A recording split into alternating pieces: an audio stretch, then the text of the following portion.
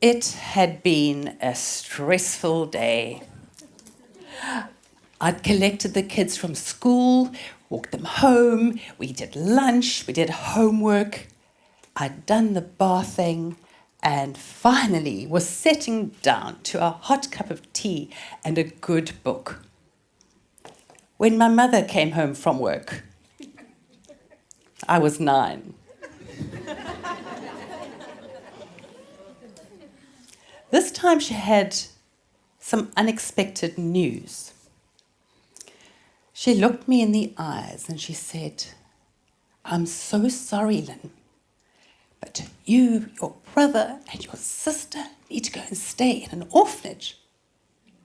I thought she was joking, but she looked broken. The very next day, Grandpa arrived, and sure enough, we climbed into the car and off we went to the Marsh Memorial Children's Home for underprivileged children. Well, life can come at you fast, can't it? But when it does, and that rug is pulled out from underneath us, we really do lose our trust in people, don't we? It's especially challenging as a child, because if you can't trust your mother, who can you trust? Can you even trust yourself? But I did. I trusted myself. In that children's home, we didn't get to go to the best schools. We didn't get to go to university. It wasn't normal for us to have a professional career. But I trusted myself, and I did. So life is imperfect. Negative things happen. In that particular school, despite the fact that I'd broken the mold and was now there, the parents of my new friends at that good school were very wary of having me come and play. I think they felt in some way that I was going to influence or contaminate their daughters. I guess they just didn't know who I was inside, only where I came from. So, maybe you've been there. Yeah, maybe your expectations haven't been met.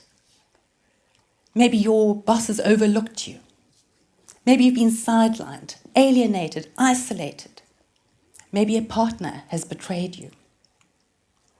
Well, I'm here today to tell you that it doesn't have to be this way, at the mercy of other people's opinions and trust.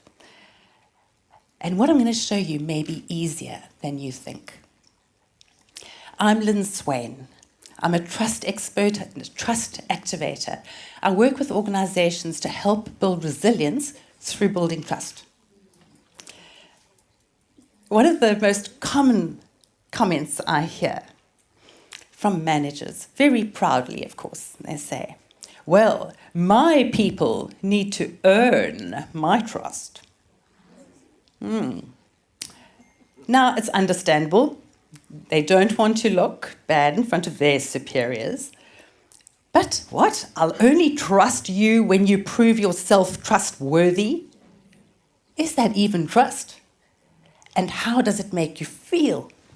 Right?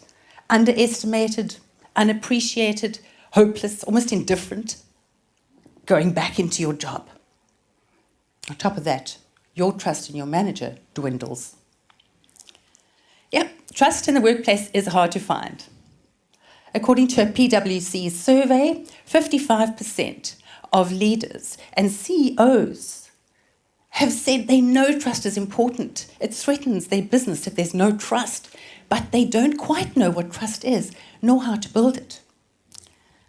So what is trust? Trust is the willingness to be vulnerable to the outcomes of others. Right? Outcomes of others when you go in with a positive expectation. Now, the problem with this low disposition to trust is that they're taking a huge risk trusting people, taking a chance on their people. But the good news is that there is a way. Think just about what it's like when someone takes a chance on you. How do you feel? Right? You rise to their trust and you become trustworthy. So what if instead of waiting forever for trust to be developed and earned and all sorts of things, we decided to turn trust on its head and trust more frequently for a little less, something we feel we can handle the fallout of. So we've shown that we can build reciprocal bridges of trust, right? It's hardwired into our design. But there's something more that neuroscientific research has given us. And that is that when I decide to trust you, for example, you, and I have to trust you sincerely and authentically for something, I cannot fake it. If you fake it, it's like 1 step up, 6 steps back, right? But I trust that tonight you are here because you're truly interested in personal development, right? You're open. And in that moment, a hormone called oxytocin rises in my bloodstream and in yours. So, isn't that amazing? Right? So both of us now have this oxytocin hormone. We've got this hormone that is also called the moral hormone and the empathy hormone. So when I decide to trust you more frequently as a result of lowering my standards, I also develop a lot more empathy, which means we're a lot more inclusive of who we trust. Because when we trust out of fear, we distort what it is we see. We are not easily trusting because we're not able to have the correct perception. And as a result, we lose. Everyone loses. Because the cycle of oxytocin, that contagious trust, that leads us through empathy, mutual, right? Oxytocin, mutual empathy, then trustworthiness as a result of that reciprocity. It also, believe it or not, releases the passion and the focus hormone. So now, what are we looking for at work? Passion, focus, right? Able to rise to the challenge. On top of it all, it heals our frazzled nerves. Now, how's that for a potion for the workplace? So, do you feel more willing to take a step of trust at this point? Yes. Okay, wonderful. So for this particular process that I'm going to take you through, my method, I need you to think about a particular person. Don't go and choose the worst case scenario now for this exercise. Okay. But think of someone who it's important to you to trust. Maybe someone at work or in your team, right? And imagine that you've set up a meeting, a coffee with them, and you're preparing your mind. You're going to undergo a mind shift, right? So, the first step is the T of trust. It stands for threat. Identify what that threat is. What is your fear in trusting someone else for something, right? What do you feel you can't really handle the fallout of? Is it your reputation that will be damaged as a result? Will you feel insecure if they don't come through? Fine. So then let's go to the R. Regulate that threat. Reframe it. Right? Well, if I'm able to trust him, well then I will be able to exercise that form of trust wherever I land in my career and open up all that teamwork and collaboration and empathy and inclusion, all that brings. You then, you need to trust yourself. Do you trust yourself? Do you trust yourself? Do you trust yourself to handle the fallout should that person not come through? Oh, okay, yes, and you can. You have got the skills, you've got the experience, you've done that somewhere before, and I'm giving you a jolly model to help you, right? Because the next one is the S. You need to understand their state of mind. It's now not about you and your fear, because you've asked them to a meeting. They might be fearing the outcome. What might they be feeling? What's she up to now? Is she going to be unfair? Get into their shoes. And as a result of that empathy, oxytocin is now really spiking in your bloodstream. What you have to do now is to simply be willing, choose some little thing maybe that you can trust them for sincerely. Make it a smaller thing than you might have before, because that is the secret. Slightly smaller. So there you have it. You now have the trust model. The trust first model is what I call it, because you need to be able to take that first step of trust and have the courage. All right, so who here doesn't need this in their lives? Okay. So I want to know what you're waiting for. Yeah. I mean, it's action time.